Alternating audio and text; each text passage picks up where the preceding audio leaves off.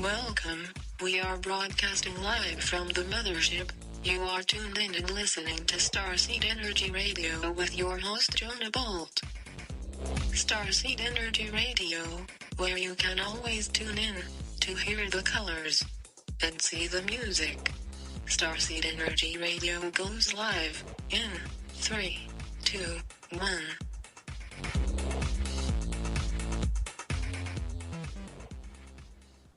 All right, what's up, Spaceship Earth? Thanks for tuning in. You are now receiving a live transmission from Starseed Radio, where you can always tune in to hear the colors and see the music. I'm your host, Jonah Bolt, the Octorian Starseed. We are broadcasting live on this beautiful Tuesday, September 11th, 2015. Oh, I said September. It's August 11th, 2015. And we're broadcasting live from Costa Rica, San Jose. We have lots of news headlines to cover. But first, I want to say a shout out to starseedradio.com, where you can always find the latest news and updates. We have several news feeds on there and also live space and earth change trackers.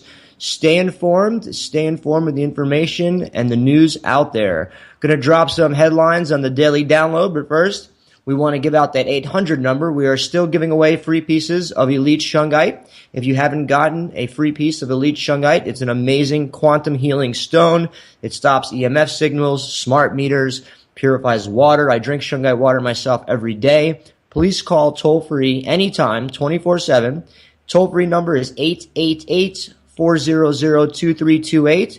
Or you can also call us for our free energy information. I have about 15 PDF files I've collected and want to get this information out to you. So you could also fill out the form on starseedtechnologies.com. And I would love to send you this free energy information, how to build your own devices, and also tons of information on what free energy is and also the history on free energy devices here in the U.S.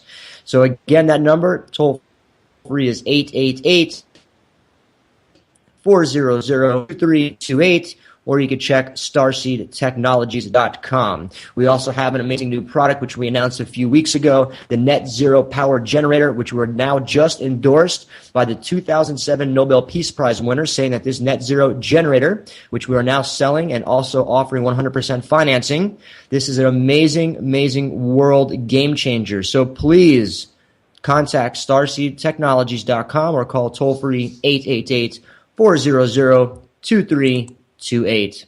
The quote of the day: football, beer, and above all gambling filled up the horizon of their minds.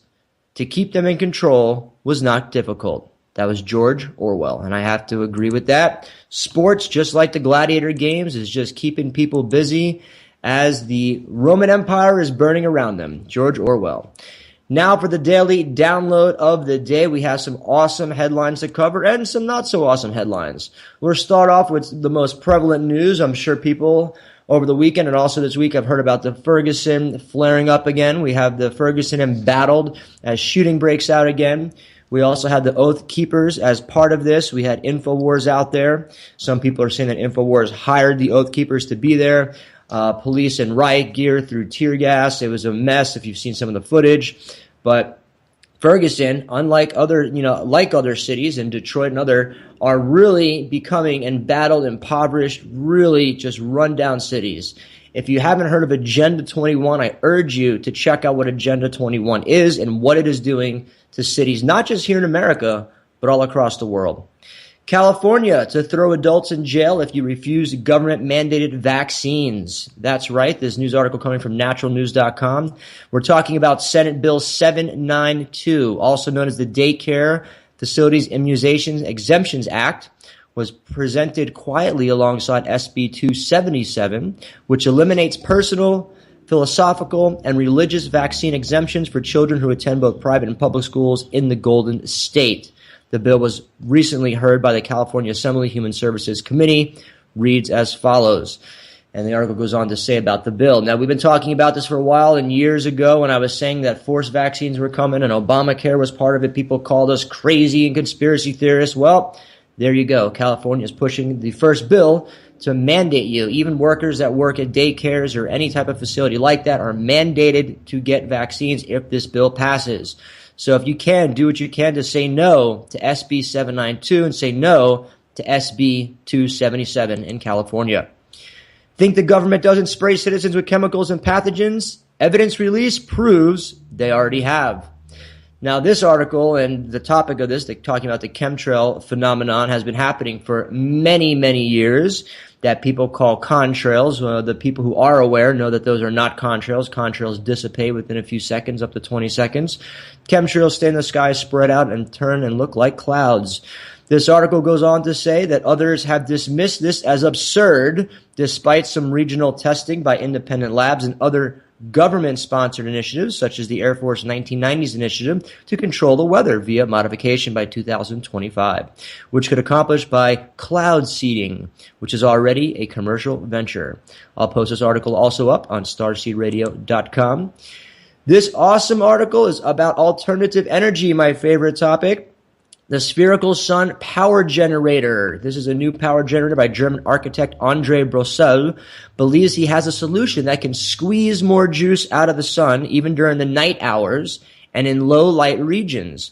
His company Raw Lemon has created a spherical sun power generator prototype called the Beta Ray.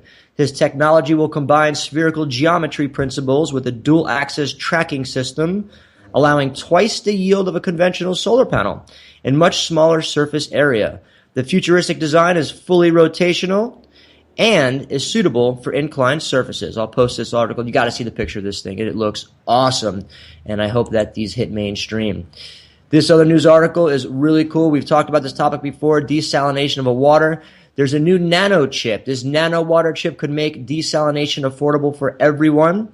With fresh water declining throughout the globe, desalination looks increasingly attractive, but current technologies are expensive, demand far too much energy, and are prone to contamination.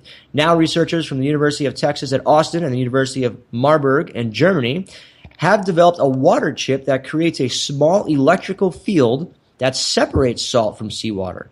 The technology, which is still under development and works at the nanoscale, uses so little energy it can run off a store-bought battery. Awesome news. Creator of Avatar turns his attention to real-world solar power. We're talking about James Cameron. Real-world solar power from the director of Avatar. If there is one man who is full of surprises, it is James Cameron, the director of Avatar. Mr. Cameron's innovations and ideas are often geared towards sustainable energy production, also known as renewable energy. Technologies such as solar, wind, and biofuels aid not in reducing our dependence on fossil fuels, but hold promise of unlimited supply. Awesome. Thank you, Mr. Cameron, for taking that initiative and many others around the world to get sustainable, eco-friendly products to the mainstream. In other news, we have NASA has discovered Earth 2 in the search for a new home. Could Kepler 452b possibly be Earth 2? NASA recently announced the discovery of a new Earth-like planet. The planet was discovered using the Planet Searching Telescope launched 6 years ago, dubbed the Kepler 452b. The planet is the smallest ever found by NASA. The planet exists in the Goldilocks era. That means it is the right distance away from a star where there to be water to exist. It also means the temperature are not too cold, so they can support life. Now, in watching this video and reading this article, there's also almost 5,000 other Earth-sized planets that have found that they also seem could have life in our near galaxy. We've talked about the number before of how many actual galaxies and stars and planets out there. The numbers are astronomical, and they keep going up as we keep searching. Conventional cancer industry supports aborted babies. Crushing for the profit. We're talking about the Planned Parenthood. Now, this article and what we've been talking about Planned Parenthood has just swept the nation. Now, some of the supporters, the list is too long to read, but I'm just going to mention a few here. We have Bank of America, Starbucks, Microsoft, and Susan G. Komen among 38 companies supporting Planned Parenthood's aborted baby organ trade. We've seen all these videos come out following the release of 2 undercover videos showing high-level Planned Parenthood executives negotiating prices with potential clients for aborted baby body parts, a felonious criminal operation including the illegal sale of vital organs and other tissue. A more through listing of private donors to this pro-abortion organization has surfaced, revealing who else in the corporate world is on board with this disgusting human chop shop endeavor. The list, if I read it, is just on and on and on. There's 30. There's Nike, there's Starbucks, Nike, Verizon, Wells Fargo. And of course, we have the American Cancer Society, and a big supporter of this is Susan G. Komen. So I'm going to vote Miss Susan G. Komen as our Game of Thrones Person of the Day. Thank you, Miss Susan G. Komen, for supporting some horrible thing. That's why we're putting you on the Game of Thrones throne. With that, that is it for your daily download. You can find all these articles on our feeds at starseedradio.com, where you can always find the latest news and updates there. And now we're going to jump to our special guest of the show. Now, this special guest has been all over the world, a truth seeker, a truth speaker, and she talks about a very, very hot topic. She was recruited a few years ago to go to the Mars colony, and many people have no idea or even a disbelief that there are people, in fact, living on Mars. We have had several people over the years come forward and talk about this topic and talk about the jump rooms, talking about the ETs, working with the Greys, working with reptilians. And a lot of this is common knowledge to people that actually research this stuff because the evidence is everywhere. With that, I want to bring on Miss Laura Eisenhower. For those of you who don't know who she is, the great-granddaughter of ex-President D. Dwight Eisenhower. Laura also is a big advocate for truth. She's going to be at an awesome festival in Asheville, North Carolina. We'll get into that towards the end of the show. But with that, we'd like to bring on Laura Eisenhower. Laura, how are you today? Laura, you with us? Let's see. And she may have her microphone on mute. Let's see. Okay. Okay, looks like the call dropped, and we'll bring her in. And let's see if she's here. Miss Laura Eisenhower, are you with us? Yes, I am. All right. Thanks for joining us today on Starseed Radio. I know we had a little microphone Skype issue, so good we got you locked in right now.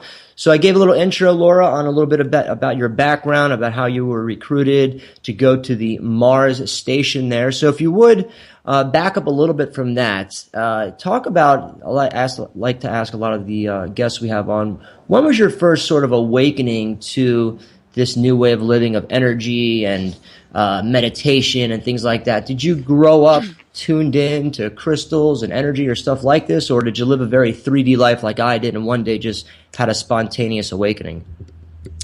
I've always kind of been this way, I have to say. But I mean, there's certain layers that I think we wake up along the way. I mean, it's a tough one because as kids, we're beyond like this 3D world. We have vast imaginations. We're just, playful and more open and just in this kind of different energy. And I always wanted to maintain that. And I couldn't really understand all the other stuff.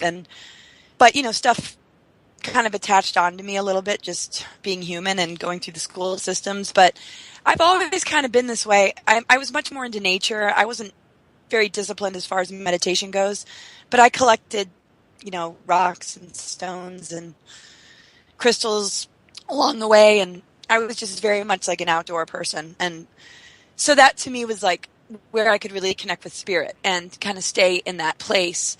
And then I just got really lost when I was in the school systems and I was just trying to navigate my way in the family energies, figuring out, what am I going to do for a living? Who am I? What's going on here? I always knew I had a mission and I could never articulate it because it was so out there that I just I couldn't really completely function as a human in a way that made people certain that I was going to make it in the 3D sort of way. And so I had to sort of build this other thing behind the scenes in order to be able to have it sustain me because I wasn't really able to do that other stuff. But I had a lot of friends that have gone through awakenings. And it's weird because, there's some people who are awake in their hearts and there's some people who are awake in their minds, but there's not a lot of people that have both. So I've always come across one or the other, sometimes both. So the conspiracy stuff is, I was always aware of that too, but I don't think I ever imagined that it was as crazy as it actually is. So that was a huge one for me, is just getting a grip on all the stuff going on behind the scenes. The spiritual part, I wouldn't say that I fit the New Age model or anything traditional. I was just feeling the connection, just personally. but not really having a label for it or a discipline connected to it. Now, you come from obviously a great line of bloodline, and I'm talking about your great grandfather, Dwight David Eisenhower, who made some amazing speeches talking about the military industrial complex, really bringing some of this stuff to light, trying to anyways.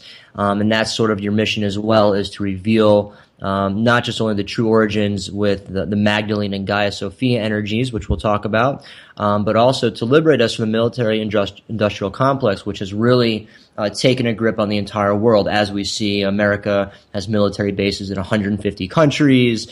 We're at war all over the place, and it's really wreaking havoc all over the planet. So your mission now, from what I understand, is to expose as much as you can military industrial complex, what's really going on. And like you said, most people just immediately dismiss it, because when you open up and when you actually believe that there's people living on Mars, it shatters your entire belief system that we've been taught our whole lives. And that's very, very scary for people. Even me diving into this information, it was like, whoa, are really reptilians, grays? What? But if you look at the evidence and you look back, I mean, the tribes talked about it. They're in ancient scriptures. They talked about they came down from the stars. The evidence is overwhelmingly factual. It's not made up. It's not mythical. It's not stories. So if you would, tell us how the Mars recruitment came into play. Well, that happened in 2006. Throughout my whole life, I always felt some sort of controlling force on me. And, how are you supposed to explain that to people? Like, oh, I feel targeted. Something's got its attention on me, and I think it's within the shadow government or whatever. I mean, I didn't quite have a grip on it, so I pretty much thought it was just me and something was wrong with me. I'm like, okay, I got some really screwed up karma here. I better sort out because something's going on and there's some sort of energy that is really blocking me or making it very difficult to create or manifest anything. And I finally gave up one day and I found myself going back to the DC area, and I went to a gathering and this man approached me, and to me it was just like, maybe just how normal people meet. We're at a gathering, so people are gonna be friendly. And but he was extremely familiar, and we hit it off, and we were just dialoguing about all this stuff. And it was sort of like a language, not a foreign language, but a language, that not a lot of people slip into. The sort of dialogue we were having, talking about archetypes, talking about the planetary body and the shift time, and it just got really intense. It was just like, whoa, okay, we're talking about all sorts of wild stuff. And anyway, we ended up seeing each other, and he went to DC to go to these meetings, and he would come visit me because I was staying at my mom's house trying to figure out what my next step was, because I just felt, really blocked. And he started to reveal to me what these meetings were about and how it had to do with going to Mars. And so I just thought this was, something in a space program that was something the public would know, something like a NASA thing, something maybe connected to something we would hear about like as a later mission, like, oh, look at what we're doing in America. We are, going further than the moon. We're going to go to Mars. And I always questioned a lot of this stuff anyway that came out of NASA. So I was just like realizing along the way that this was the hidden layers, because this was very hush hush and it was not connected to NASA. And he was telling me that I was to go with them and go to Mars. And I was like, wondering who these people were that he was meeting with. And they're a special think tank. They're like a branch of MJ-12 connected to the CIA. And I would hear the names, and I would, hear about what their mission was about, through emails. I was on some of the threads. I saved those emails. And I was just trying to get a grip on it all. And, but it was very like hush hush, you can't really say anything. And I just thought I met a person that just had this going on in their life. And I just thought I just happened to be somebody he's interested in and wants to take me. And I'm like, okay, well, this is easy enough. I don't want to go, I do want to go to the stars, but I don't want to go like in some sort of military, like sort of hidden kind of agenda thing where I can't even talk about it. And I've got 2 kids. I'm not going to just go off to Mars. I mean, the target date was 2012, and they were talking about taking these ships called ARCs, A-R-C. And it was all sort of friendly and like, sounded like mysterious. And like, it was in the event of a cataclysm that we would have a place to go. And it sounded like, hey, that makes a lot of sense. So I had sort of an open mind to it. Like, okay, well, if it's really necessary, that's I mean, I have to have somewhat of an open mind to it and find out more. And it just got weirder and weirder. And I wasn't able to really connect with the people that he was talking to. It was all done through him. And things like looking glass technologies were mentioned, which is a quantum access technology that's able to read the past and read the future. And they use it to kind of tinker with timelines or get an idea of where the trajectory of humanity is going, but they're also able to control it too. And so anyway, I just started really paying attention to the conversations, trying to keep note of, what they were dialoguing about. And anyway, so a lot of it just sort of went away, and, we're in a relationship, and I was figuring maybe my imagination was running a little bit wild, trying to look way beyond the surface. And anyway, but we, had a relationship, and he was a very familiar person, and it was like a good connection. And I ended up moving to North Carolina to live with him. And then the whole Mars thing comes back up again, and it gets really weird. And, I'm just hearing all this stuff, and he's referring to people as handlers. He's getting phone calls and disappearing and not remembering where he went. He's having all these sort of contact experiences and being downloaded all this stuff about colonizing Mars, and they're working with him, and they want his information because they consider him to be a person that's pulling it together. And so many red flags went off, and I'm like, and I didn't have a Project Camelot. I wasn't well researched in any of this, but I was like thinking handler, okay, secret group, because when I did study the names, I saw their association with the CIA and MJ-12. But it just kind of got blown off because I just thought, maybe this is just kind of harmless because I just met somebody who's involved with this, but nobody's breathing down my neck saying that I have to go. My hope is that I would be able to convince him to stay on Earth, and I might be able to talk to these people and say, hey, let's all put our heads together here. What about this planet? What about taking care of humans? What about focusing on what is going on here before we go off someplace else, thinking that it's all sort of friendly and maybe I'd have that chance. But I knew, from the very beginning, it was very difficult to connect with anybody but him. And I was just, vulnerable. I was a single mom of 2 twins, trying to raise them. And, I had my ideal hopes that it wasn't weird and I would have a voice about it. And anyway, it got later revealed to me that he was sent to that gathering to specifically pull me in, and that I was actually a mission that he was assigned to pull me in. And then I realized how locked into it I was and how much it wasn't really about, I just met somebody that's involved in this work and I can take it or leave it. It was like, it was presented to me like, well, actually you don't really have a choice, and this is what we're doing and you're going, whether you like it or not. And, but, as I observed him and did a lot of research, I was thinking, there was some sort of MyLab done, and these people, did something to him and then pulled him in and made him believe that the whole scenario is something that it isn't. And the amount of research I've done, to really get to the bottom of it is so incredibly vast. And I would say up until, this year, I've really pulled it all together, and that's what I present about. But, the whole Mars agenda has to do with, originally it had to do with protecting the human genome and, human DNA in the event of a catastrophe. But it got massively infiltrated. We had Project Paperclip, we had major Nazi infiltration, we had the Montauk Project, and all these different things that were able to sort of move their way into this. And then you've got all sorts of infiltrations in these different groups, but most don't really know because there's compartmentalism. They can't see the bigger picture of what the whole operation is really about and what it means for humanity. They're just given their part. Like, this is what you need to do, and this is why you need to do it. Like folks like Phil Schneider, who were helping to build underground bases. He thought he was helping humanity and realized he was helping the dark side, and then became a whistleblower and got murdered. So I did research and researched all these names. I wasn't finding a whole lot on them, but I wasn't going to give up. And I had all sorts of interesting dreams that were helping me to see, that I had a choice. I was either going to be controlled and be taken off planet, or I could stay on Earth and do my mission. And I chose to stay on Earth in my dream. And then I woke up and I was like, hey, I'm kind of seeing what's going on here, and I'm not going to do it. And it got really, really intense. And from that moment on, he knew that I was on to them, but he didn't know what I was on to. I was on to sort of the more negative aspects of it. And he figured I was just on to, the fact that I didn't really have a choice. And this was, maybe something that he needed to look at and he needed to be aware of because of what they were doing to him.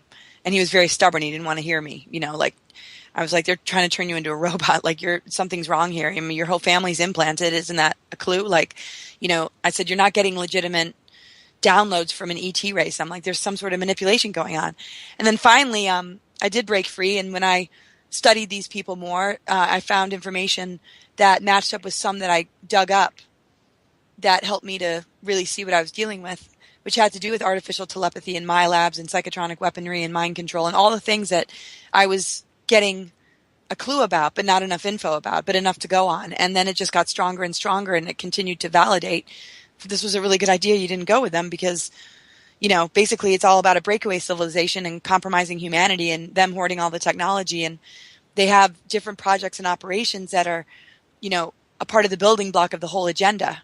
And it's very difficult to see the bigger picture. And so I was like, all right, that's my job. I'm going to figure out the bigger picture and maybe get to the bottom of why they would want me. Okay, well, I'm sure it's a bloodline thing. A lot went on in the Eisenhower administration connected to this agenda. But I also have a strong mission I've been aware of my whole life, and I'm all about helping humanity to shift into higher earth energies, otherwise known as the ascension, not quite the definition that most people go by. There's a lot of distortions with all that. And so I've been trying to stay strong in my mission ever since and expose this hidden game going on that, has a lot to do with massive mind control, New World Order, colonizing other planets. All right, Laura Eisenhower, thank you for that amazing updated story. But hang on right now. We're going to take a quick commercial break. And when we get back, we're going to go more into the Mars colony, the jump rooms, and other whistleblowers that have come forward as well. We're talking with Laura Eisenhower on Starseed Radio. Space Odyssey, look into the anomalies in. Hello, citizens of America. We are anonymous, and we have been observing as your country's leaders have lied to you and placed your freedom and your constitutional rights into jeopardy. We are very disappointed about this, and we have decided to take steps against what you are facing. The world is watching America. We are also watching. We are anonymous. We are legion. We do not forgive. We do not forget. Expect.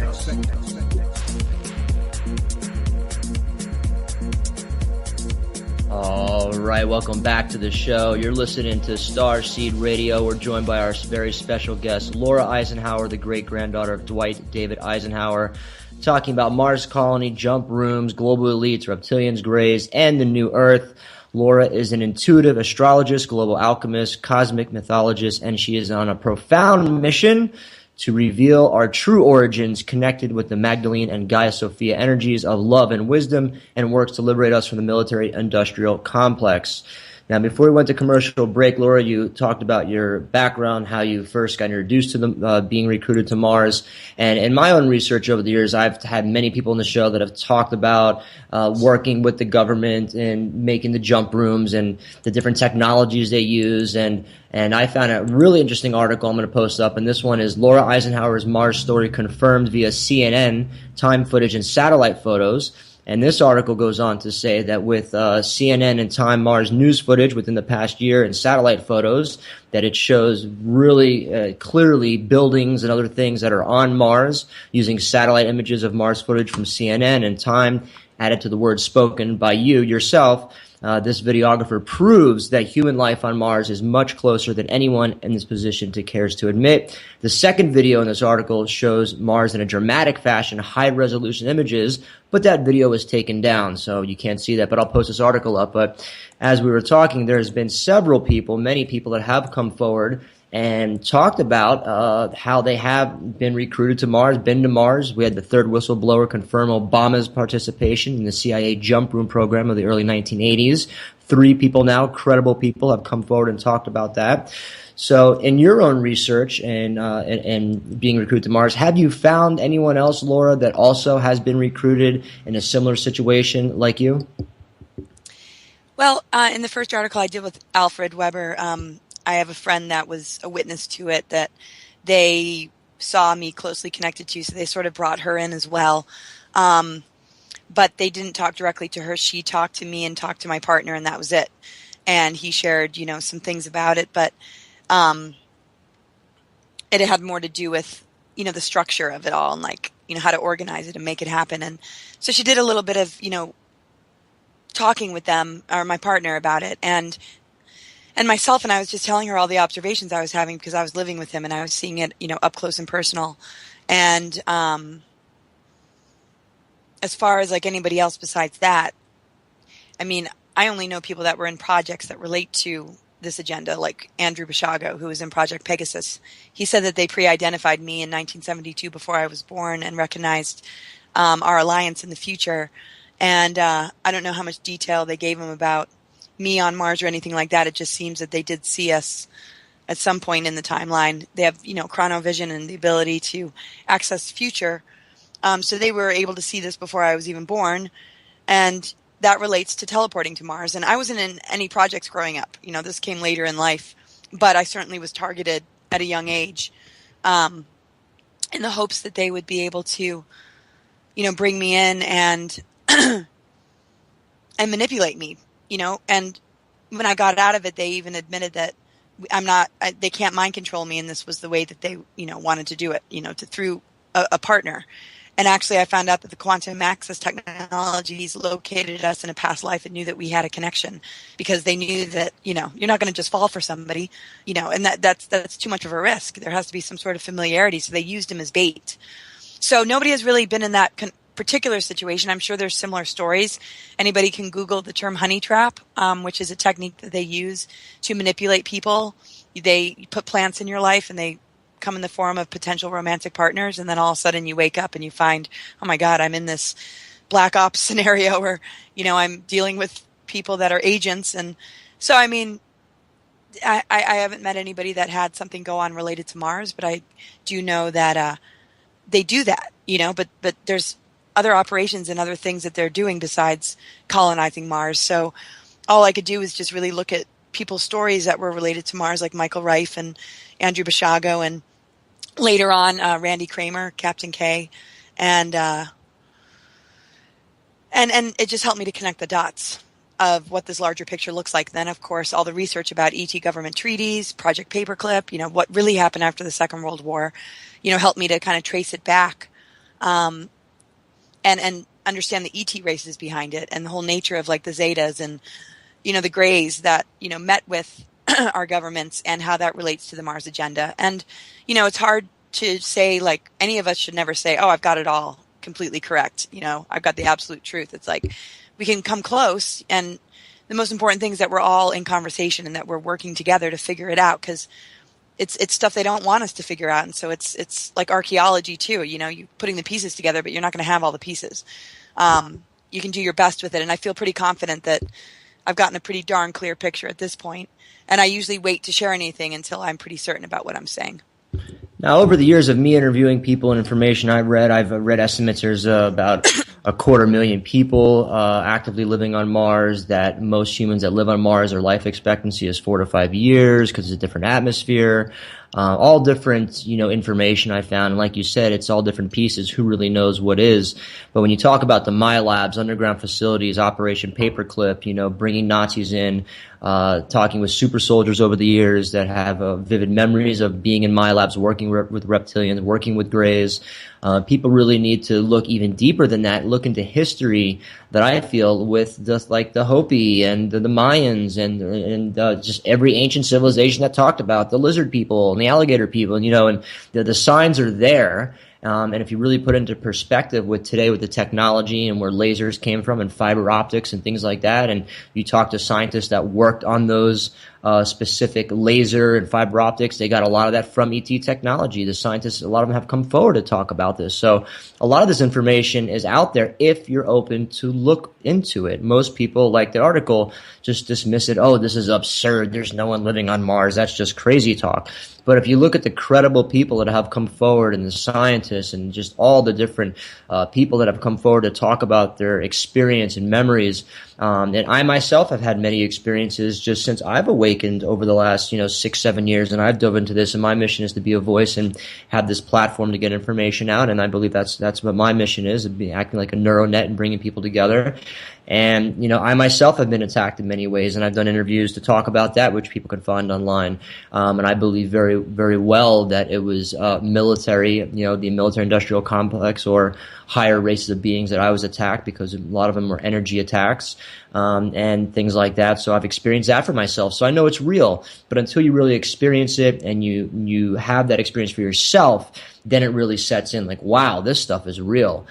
Since you have been a speaker of truth and you're doing the circuit and traveling around the world talking about this, have you noticed that your field around you has changed now that you're sort of like in your own power, grounded out, in control, versus years ago where you weren't and you were more prone to being attacked? Like, meaning the more information you bring into yourself, the more grounded you are, the more direct you are in your mission, the less you are prone to attack. Have you noticed that? Yes, and I love that you just said that. I mean, I've never heard anybody say it, and it's such a huge piece. And it's such a huge also validation that, you must be on the right track if whatever you're sharing and bringing in is grounding you and empowering you and actually making you healthy. And I mean, I wouldn't say life is easy.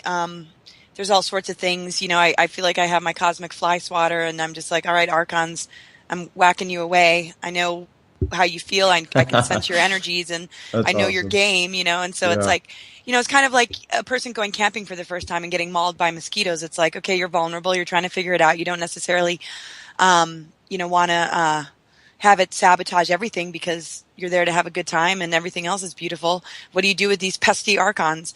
And so you just get smart. You get, good at it, and you learn about them and what they're drawn to, and you learn how to guard yourself, because as humans, we have an amazing survival capacity. I mean, we tap into our inner resources, and we're very intelligent because we want to be okay. We want to stay alive. And so there's no way to not tap into some level of intelligence to, protect oneself, and at the same time get an incredible education, because that is the means of empowerment, to have knowledge and to know the truth. And so that's kind of how I feel like an expert camper. I'm able to relax more, but I'm certainly, swatting, on a daily basis. And some do get in and bite me, but it's no big deal. And it's like building a spiritual immune system. I mean, we do that with germs, and as kids, we get sick and we get stronger for it. We can't live in a bubble. So being in a world of duality where there's been negative ET agendas and all sorts of scenarios that, have created these cultures that we live in that are so based on mind control. It's like we have to go through the trenches. We have to go through the frequency fences that were put in our DNA to get to the other side, to get out of this prison. And it's not a pretty place. It's not just some fluffy spiritual path, sit there in a lotus position and meditate. It's brutal. And I was like, I've always been a spiritual person, but I'm like, are you kidding me? This is what the path is? Like, I was just thinking of kind of blissing out and just Me sort of too. connecting. And it's just like, this is freaking like Yeah. unreal. Yeah. And sometimes I myself think back to like when I was living 3D, the corporate life with the Rolex and the nice cars and making money. And I was like, I thought that was difficult. Wow. Like, now that I'm awakened and aware, it just opens you up to an entirely new way of learning and unprogramming. Like Yoda says, you have to unlearn what you've learned and learn a whole new way of thinking and acting and positioning yourself and moving. And that's correct. It's not just meditating in lotus position and just ignoring everything and saying that, don't lower my frequency. I don't want to hear about Mars colonies. That's going to lower my vibration. It's negative. It's like, we're not talking to those people. We're talking to people that are out there like you and me that are like, I don't give a shit what they're saying. We're talking truth. This is my experience. This is what really happened. And that's what you're talking about. You're talking about some real truth that you've experienced. And it's up to the people to see what resonates with them, what they feel when your message is brought. When I'm on the airways, how do people feel when you hear me speak? Do you feel truth, or do you think it's just fluff? That's up for you to decide. I've already decided. It's your decision to decide what's your truth, and do your own homework, do your information, research like you have and I have, and dig into this stuff, and then decide what's crazy talk or not. Like 9/11, which still so many people want to deny that, it was an inside job. I mean, if you look at the evidence, it's overwhelming, that they played a big hand in detonating those buildings and bringing them down, and the whole scam that went on with that. But if you're not open to it, you're not going to see it. It's just like the Columbus story. story. When the natives went out, they didn't see the Columbus ships because the Indians had never seen ships before, and it took the shaman to go out there and explain what the shaman saw was a ship. And as over the days, the shaman explained to the tribe what these ripples were coming from, it was a ship.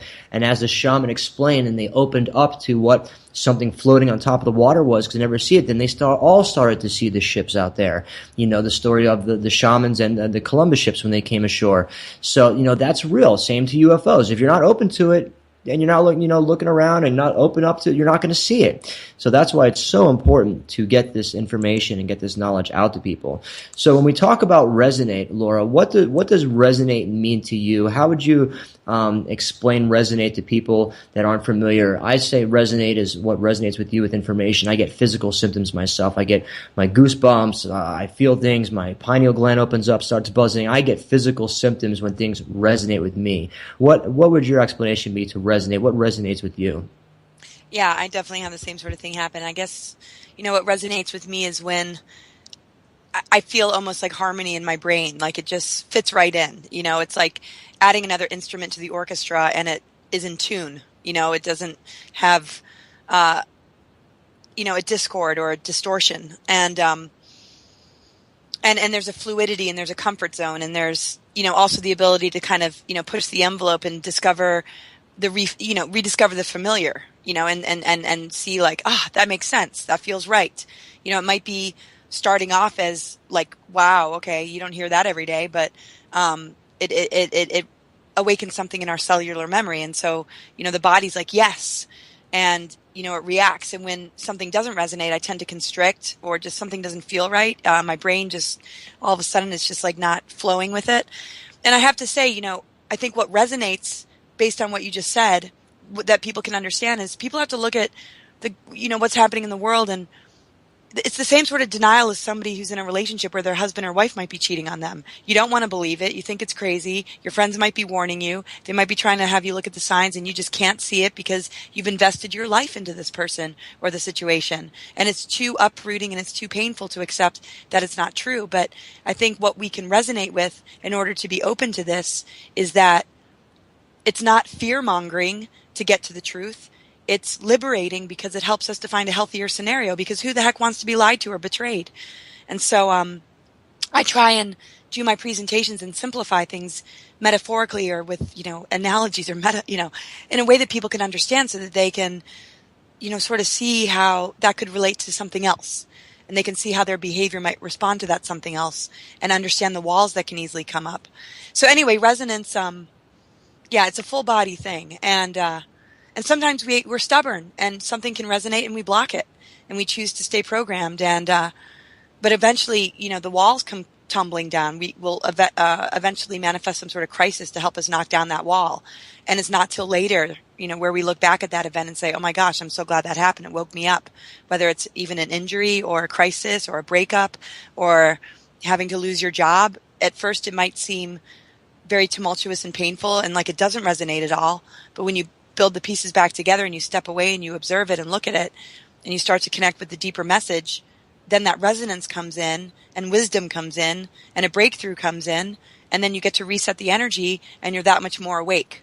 But sometimes the process is like the demolition ball coming and you feel like you're in chaos and, you have nothing but misfortune and then later on you're like, wow, okay, I'm so glad I had that cancer. I'm so glad I had that breakup because it taught me how to heal. It taught me how to understand the nature of reality. If we don't explore that curiosity within ourselves to find the answers, then we're giving our power away and we're letting a doctor tell us. We're letting our governments tell us what's going on. We blindly believe, what we want to believe to keep that sort of facade alive in our life. But everybody's going to have to face one day that facade is going to expire. And it's not till it really hits home to people that they're willing to look at this stuff. It has to happen to their brother, their child, or them personally for them to even want to give it the attention. It's so empowering when you have your self-empowerment. And that's why I call this show an action-based show, because it's the self-empowerment of people that have been taken away by religion, by governments, just like you said. And without your self-empowerment, you're helpless, like in a situation where your husband's beating the crap out of you, but you wake up every day and you're like, oh, well, he loves me. And you stay in that relationship. It's you lost your self-power to stand up for yourself. And that's what football and beer, like my quote at the beginning of the show, like George Orwell said, has taken humanity. They're watching football and they're just tuned into that, and that's it. That's their life, working 9 to 5, Sundays drinking beer and football, and that's what they think they're here for. It's like when I first was activated, I say it was when I heard the word starseed, when I met a group of light workers up in the Berkshire Mountains, and they called me a starseed, and I was like, a starseed? What's a starseed? And Stanley, this older man, said, well, that's what you are, and we're so happy you're here, and we're so thankful you're here, and you're a starseed. And I said, okay, whatever. And I went home that night to the hotel and Googled starseed, and I started reading, and I started resonating with the information, and I was like, oh my God, this sounds just like me. And I started waking up, and literally within 24 hours, I started having like remembrance of my starseed heritage, and I was just excited, and it was like I found my path. I found myself again, and I've been so lost, until I was about 30 years old, and 36 now, and I was lost and miserable, just making money and doing this, and I was miserable inside. And then I heard that word starseed, and it just activated me like boom, and I was like, wow, and I dove into the information, and I've never looked back, because I found a home, and I found, the answers to what I've always been looking for. Like you said, you've always had, when you were growing up, connected with nature and playing with crystals. So did I. I was 10, 11 years old playing with quartz crystals and this, but never really knew what they were or what was going on. But I've always had that in me. My whole life I've been pouring this information out in different ways, just really never knew. You have these webinars, and you have these different speeches and workshops. Tell us a little bit about the format. What can people learn? What are some of the topics you go into? What's sort of the information people can hear in your workshops and in your webinars and stuff that you have? Because you have quite a few coming up. Yes. Well, I really talk about the larger picture and how all these dots connect within that larger picture to make sort of a larger story that we can make sense out of and relate to. And it really does have to do with, how we were once in these advanced civilizations. We had advanced abilities. We had our DNA strands turned on, to 12 or so. And we fell in density. We fell into this sort of 3D existence. The matrix part of it is what tries to keep us trapped in this 3D existence, in the density of physicality, where they are sort of keeping it where physicality almost holds dominion. We're in survival, we're dealing with health issues, we're dealing with, crises over resources and money, and it's like starting from scratch, and it's a whole nother level of what we're used to, actually. So it's not something very familiar. It's like, wow, what happened to us? Why aren't we able to do these things? And so a lot of the galactic memories we have, make us wonder, like, why am I here? I don't belong here. A lot of people don't feel that way. And so I just sort of talk about the origins of all that, the different fallen founder races and the ones that are trying to assist us, and how everything changed when we sank in lower density, and what that meant to the planetary body, and how it was sort of recreated as an ascension planet. It was seeded with a 13-dimensional monadic core, which is why it's an ascension planet. But it's no different than a seed holding information about how it's eventually going to be a blossoming rose. Along the way, it has to go through the leaf phase. It has to go through, sprouting out of the ground. But if everybody says, oh, it can't bloom, then that's like saying, oh, we can't ascend. It's very organic. It's just a part of our unfoldment. And the whole idea after we sank in lower density was to rebuild our DNA over the course of time, to learn the right use of power, which is where the tree of knowledge and duality comes in, where we see good and evil, and we're able to create a contrast so that we can start to make wiser choices, because our choices led to this sinking. Not everybody was at fault, of course, but it's a negative ego construct. We're in a free will universe. And so the ego has been very interested in, wow, okay, what does it mean to be in power? But it lost its connection to love and unity and the balance of the masculine and feminine and the right and left brain and, science and spirituality. Everything got divided. And so we're very polarized, and it's very hard to come back into balance when we just come across each other and we're only swinging from one way or the other, and, to these different extremes. And we see that with religion, and then hedonism, and like some of the new age deceptions. Everybody's like missing the mark. It's like, well, what about just being balanced, where we're sort of working with all of it, but from a place of integrity, where we can have the independence and freedom on a spiritual level, but we can understand, some of the values and the morality that was connected with religion without it being so confining and dogmatic and controlling and limiting. And they want us to be polarized because as long as we're out of balance, these controller energies, these parasitic forces can feed on us because they're the negative ego. They chose negative ego and compromised their DNA on purpose in order to maintain control. And we're trying to rise above it. So the Matrix addicts us to this reptilian sort of mentality, and we, have lost all connection. So I talk about the myths. That's the cosmic mythologist part. The astrology part talks about the alignments and how it's all progressing over the course of the last 26,000 years or so.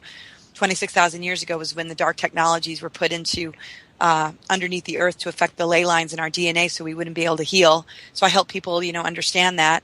And I encourage people to cut themselves a lot of slack for, just being human and feeling flawed. A lot of it's a programming. A lot of it is not our true nature. But a lot of it is us also being children and learning how to manage the ego and manage, existence and to see who we're not, to remember who we are, to learn the right use of power and reconnect with the heart, which is what the Venus transits are all about and what the Mayans understood. And so I shed a lot of light on, this shift time, the stellar activation cycle, 2012 and the Venus transits and, how it takes us into 2027, which everybody thinks that the window closes in 2017, but that's not true. I talk about the 13th gate and the divine feminine and rebalancing with the masculine and how that opens a gateway and how it restores our DNA because we sort of folded on ourselves. We're in a 15-dimensional time matrix and we folded in on ourselves. And so the lower and the higher are merged together, and then they created a glitch and this veil that separates us from accessing it. And so we have this matrix and then we have this organic ascension timeline. So the whole nature of artificial timelines are to keep us off track. When we integrate these energies, both our light and dark, our masculine and feminine, and we don't leave anything out and we come into balance, then we, are able to steer our vessel without getting caught in the traps, choosing either the light or the dark and not finding a way to balance both and create the alchemy that's necessary to completely restore ourselves. And so I talk about how to do that and what soul alchemy and global alchemy is. And then the Mars agenda, what does that mean? Mars relates to the solar plexus and the negative ego. How do we heal the negative ego? We bust the Mars agenda, we expose it. We bust the betrayal and the cheating of that negative ego mentality. We bring it to the heart, the Venus energy, and we forgive it. We purify it within ourselves, and we expose it. And then the lies and the secrets are out on the table, and then we can choose a partner that doesn't betray us, and we can divorce the governments and all the crap that has been leading us astray this whole time. And so I also look at creation like a love story. It's time to divorce the jerk and get back in touch with true love within ourselves and in the larger picture. And unity consciousness relates to that. Our DNA relates to the stargates on Earth and what this shift is all about. And that's what raises our frequency, is to remember these things. And then all of a sudden, we're shifting out of all the contamination and we're purifying in this, wholeness. Because in wholeness and balance, you can't be attacked by archons or parasites. It's the imbalance that they feed on. And one of my great heroes, Mr. Buckminster Fuller, also said that you cannot go against and defeat the system that's not working. You just create the new one to make the old one obsolete. And that's what you're doing. That's what I'm doing. That's what we're all doing together, is getting these new technologies out there, getting the information out there so we can raise our vibration to make the old paradigm obsolete. And that's what we're doing. Your website is cosmicgaia2012.com. Laura, thank you so much for coming on the show and for your truth and for spreading the light you do. Thank you so much again for coming on. Thank you so much for having me. Absolutely. You're listening to StarseedRadio.com.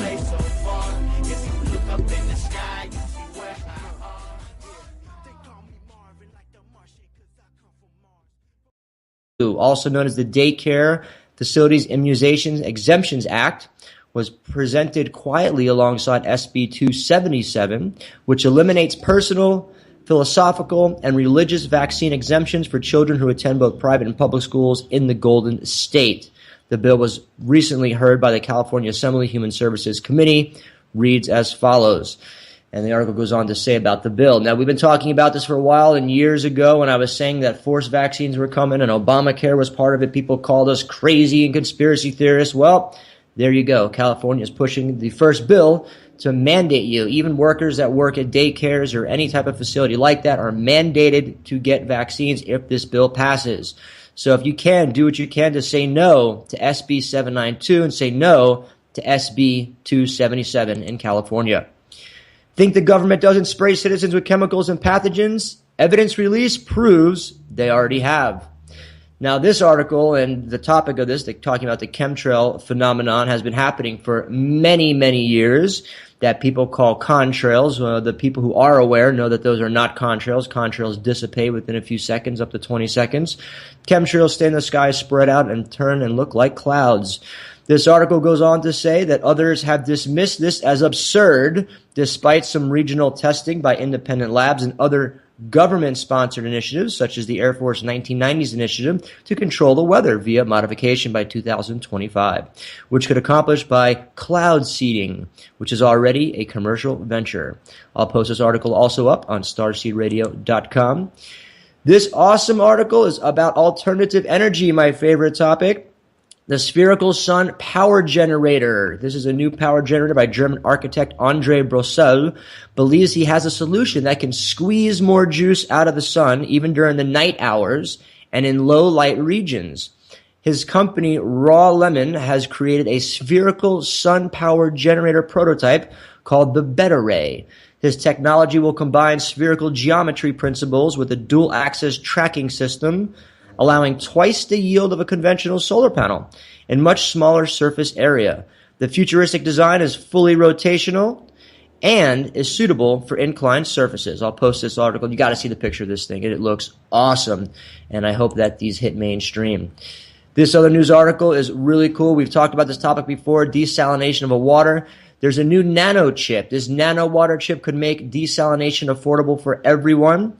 With fresh water declining throughout the globe, desalination looks increasingly attractive, but current technologies are expensive, demand far too much energy, and are prone to contamination.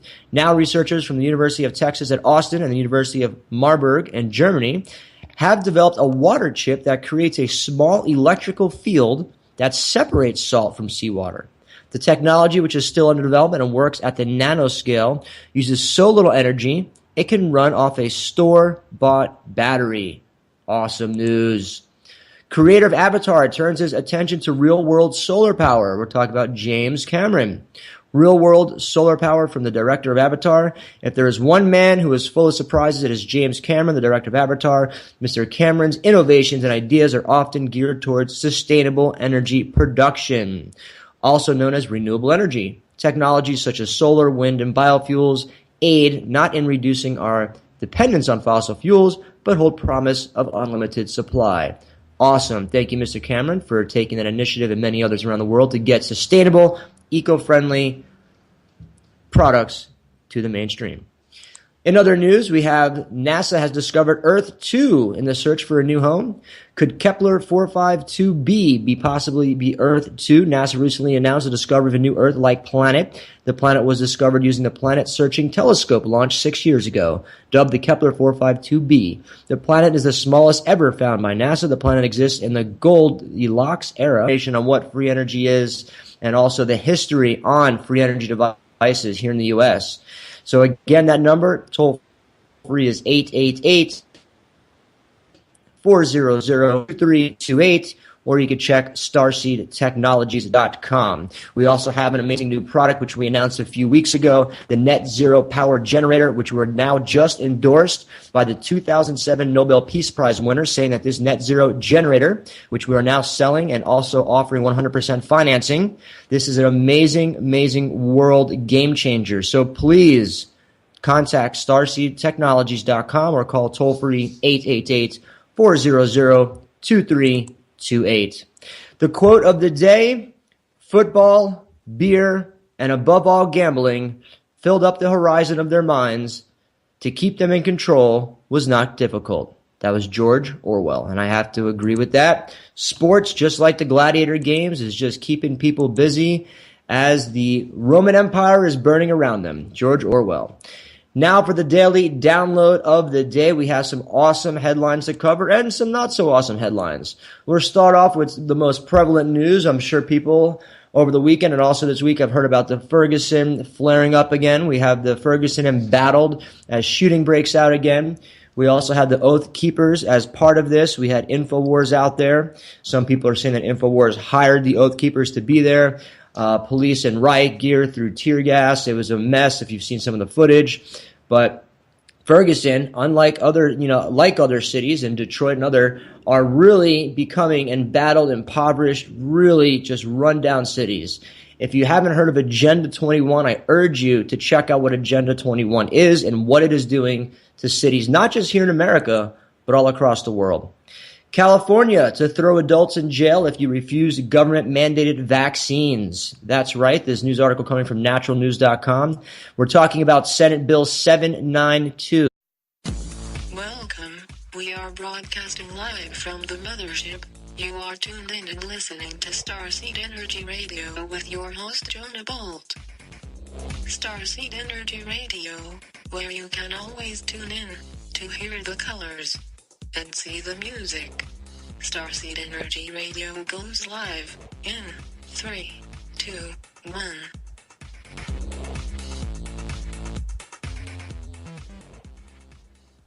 All right, what's up, Spaceship Earth? Thanks for tuning in.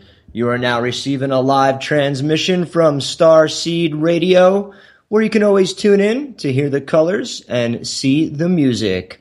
I'm your host, Jonah Bolt, the Octurian Starseed. We are broadcasting live on this beautiful Tuesday, September 11th, 2015. Oh, I said September. It's August 11th, 2015. And we're broadcasting live from Costa Rica, San Jose. We have lots of news headlines to cover. But first, I want to say a shout out to StarSeedRadio.com, where you can always find the latest news and updates. We have several news feeds on there and also live space and earth change trackers. Stay informed with the information and the news out there. Going to drop some headlines on the daily download, but first, we want to give out that 800 number. We are still giving away free pieces of Elite Shungite. If you haven't gotten a free piece of Elite Shungite, it's an amazing quantum healing stone. It stops EMF signals, smart meters, purifies water. I drink Shungite water myself every day. Please call toll-free anytime, 24/7. Toll-free number is 888-400-2328. Or you can also call us for our free energy information. I have about 15 PDF files I've collected and want to get this information out to you. So you could also fill out the form on starseedtechnologies.com. And I would love to send you this free energy information, how to build your own devices, and also tons of information. That means it is the right distance away from a star where there to be water to exist. It also means the temperature are not too cold so they can support life. Now, in watching this video and reading this article, there's also almost 5,000 other Earth-sized planets that have found that they also seem could have life in our near galaxy. We've talked about the number before of how many actual galaxies and stars and planets out there. The numbers are astronomical, and they keep going up as we keep searching. Conventional cancer industry supports aborted babies. Crushing for the profit. We're talking about the Planned Parenthood. Now, this article and what we've been talking about Planned Parenthood has just swept the nation. Now, some of the supporters, the list is too long to read, but I'm just going to mention a few here. We have Bank of America, Starbucks, Microsoft, and Susan G. Komen among 38 companies supporting Planned Parenthood's aborted baby organ trade. We've seen all these videos come out following the release of 2 undercover videos showing high-level Planned Parenthood executives negotiating prices with potential clients for aborted baby body parts, a felonious criminal operation including the illegal sale of vital organs and other tissue. A more through listing of private donors to this pro-abortion organization has surfaced, revealing who else in the corporate world is on board with this disgusting human chop shop endeavor. The list, if I read it, is just on and on and on. There's 30, there's Nike, there's Starbucks, Nike, Verizon, Wells Fargo. And of course, we have the American Cancer Society, and a big supporter of this is Susan G. Komen. So I'm going to vote Miss Susan G. Komen as our Game of Thrones Person of the Day. Thank you, Miss Susan G. Komen, for supporting some horrible thing. That's why we're putting you on the Game of Thrones throne. With that, that is it for your daily download. You can find all these articles on our feeds at starseedradio.com, where you can always find the latest news and updates there. And now we're going to jump to our special guest of the show. Now, this special guest has been all over the world, a truth seeker, a truth speaker, and she talks about a very, very hot topic. She was recruited